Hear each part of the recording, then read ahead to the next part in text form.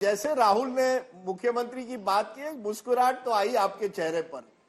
आप क्या वाकई लाजमी भी है राजदीप? नहीं, लाजमी है। 3 बार मुख्यमंत्री रहे थे रमन सिंह जी, आप डिनाई नहीं कर सकते। क्या आप समझते हैं कि आप ही फ्रंट रनर है या किसी ओबीसी को बनाना इस बार, या ट्राइबल की बात चल रही है? क्या वो फैक्टर रहेगा इस बार बीजेपी के लिए? क्या जनरेशनल चेंज होगा? नहीं, ये सारी बातें जो आप मेरे सामने रख रहे हैं, निश्चित बात है चर्चा और बातचीत होगी। अभी तो विधायक जीत के आए हैं, अभी छत्तीसगढ़ रायपुर में आएंगे, उनसे बात होगी।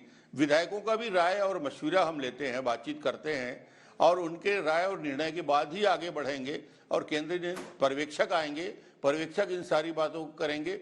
जो भी निर्णय होगा, मैं 3 बार मुख्यमंत्री रह चुका हूं, जो भी हमारे विधायक दल में तय होगा उसका क्रियान्वयन हम लोग करेंगे। कोई बहुत दावेदारी करने वाली बात डॉक्टर रमन के लिए नहीं है। अगर इसको क्रिकेट से तुलना की जाए, क्या आपको लगता है कि छत्तीसगढ़ का मैच बीजेपी के लिए एक तरीके से कांग्रेस का जीता हुआ मैच एकदम छीनने वाली बात है, snatching victory from the jaws of defeat? क्योंकि बहुत हद तक बीजेपी के इंटरनल सर्वे भी बता रहे थे कि कांग्रेस छत्तीसगढ़ में आगे है। आखिर में कैंपेन के दौरान आप लोगों ने ऐसा जादू किया कि न केवल जीते, आपने कांग्रेस को छत्तीसगढ़ में भी ध्वस्त कर दिया।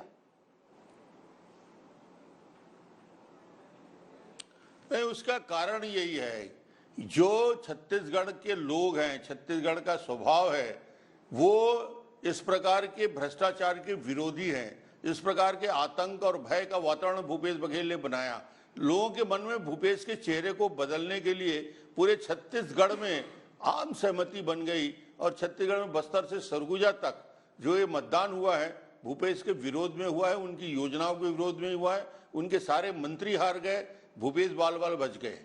नहीं, पर सर जब कांग्रेस के लीडर से बात की जाए, खासतौर से भूपेश बघेल से, जब हम लोग कैंपेन के दौरान छत्तीसगढ़ में मिले, उन्होंने कहा कि जब रमन सिंह चीफ मिनिस्टर थे तो उन्होंने जो छत्तीसगढ़ियावाद है, जो सब रीजनलिज्म है, उसको कभी बढ़ावा नहीं दिया।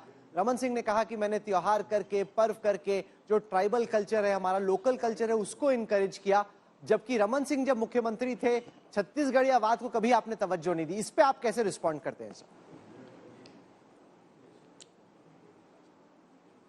बस्तर और सरगुजा चुनाव के रिजल्ट आप देख लीजिए। बस्तर में सरगुजा में पूरी तरीके से कांग्रेस साफ, बस्तर में भी कांग्रेस पूरी तरीके से हार गई।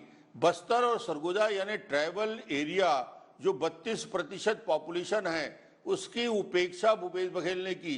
सारे डेवलपमेंट के काम बस्तर में रुक गए, सरगुजा में रुक गए, विकास वहां तक पहुंचा ही नहीं और इनका संपर्क भी नहीं हुआ। तो ये दुर्ग तक ही सीमित रह गए। इनके सारे मंत्री, सारे डेवलपमेंट के काम दुर्ग जिले से ऊपर नहीं जा पाया। इसलिए जो सरगुजा में जो रिजल्ट आया है, ये स्पष्ट रूप से लोगों के स्वाभिमान पे ठेस पहुंचा है, विकास के काम को रोका गया है, और इस अपमान का बदला सरगुजा और बस्तर ने लिया है। आखिरी सवाल, क्या आप कार्रवाई करेंगे? इतने स्कैम्स आप कह रहे हुए हैं, महादेव बेटिंग स्कैम है, कोल स्कैम है, लिकर स्कैम है, रिक्रूटमेंट स्कैम है, आप कार्रवाई करेंगे? क्या बदले की भावना होगी कि अब तो भूपेश बघेल को जेल भेजना है? नहीं, बदले की भावना से कोई काम न हम कर रहे हैं, न केंद्र सरकार करती है। जो प्रक्रिया के अंतर्गत ईडी जो कार्रवाई कर रही है, जो प्रमाण उनके पास है, 13,000 पेज के दस्तावेज उन्होंने न्यायालय में प्रस्तुत किए हैं। मुझे लगता है कि जो प्रक्रिया होगी, वो चाहे पीएससी के संबंध में किए गए गड़बड़ी का मामला हो या कोयले के संबंध में हो, इसमें ईडी अपनी प्रक्रिया कर रहा है, इसको आगे बढ़ाएंगे और जहां जहां भ्रष्टाचार हुआ है उस पर पूरी तरीके से कार्रवाई होगी। कोई बदले की बात नहीं है। जो भी कानून और न्याय संगत होगा उस आधार पर हम काम करेंगे।